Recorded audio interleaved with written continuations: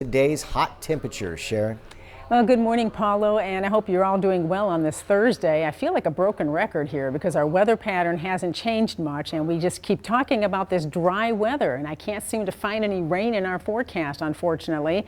Well, we do have, of course, this time of year, generally, we always have the heat and humidity, but it is going to be a little higher than usual and giving us those heat advisories because that heat index as high as 110 to 114 today. So we're dealing with that again, and that sweltering heat continues into the weekend, but it actually goes up a little bit more. And one of the things I'm sure you've noticed are your car temperatures. If you have to park outdoors, it doesn't take long for that car to heat up. For instance, today in Corpus Christi, as we touch 94 degrees, within just 10 minutes, the inside of your car can be up to 113. And by the time you get to an hour, that inside car temperature is at 137 degrees. So yeah, not a bad idea to open those doors, let some of that heat out before you hop in, get that air conditioner going. It may take a little while to cool that down.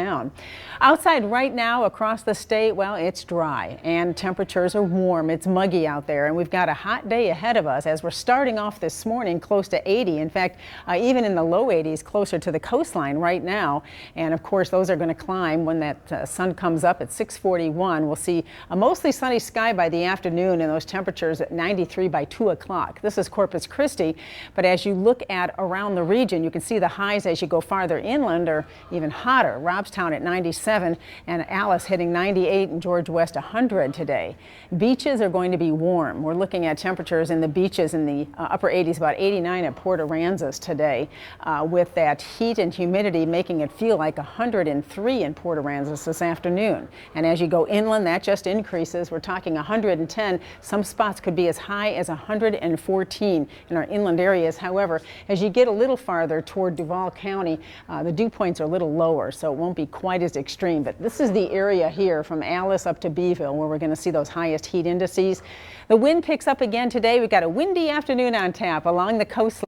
20 to 25 mile-an-hour winds from Corpus Christi to the beaches and inland, about 15 to 20 this afternoon. Now, those winds are going to start coming down a little bit as we head into the weekend, so it won't be quite as windy. A little bit of a breeze blowing tomorrow morning, especially along the coast, and then we see that wind staying around 20, possibly up to 22 miles an hour tomorrow afternoon. So we'll see some improvements, that is in the wind, as far as the speeds are going to come down later in the week. So the boating conditions today, you need to use caution if you're going to be out on the water. We're looking at 3 to 4 foot seas and choppy bays this afternoon.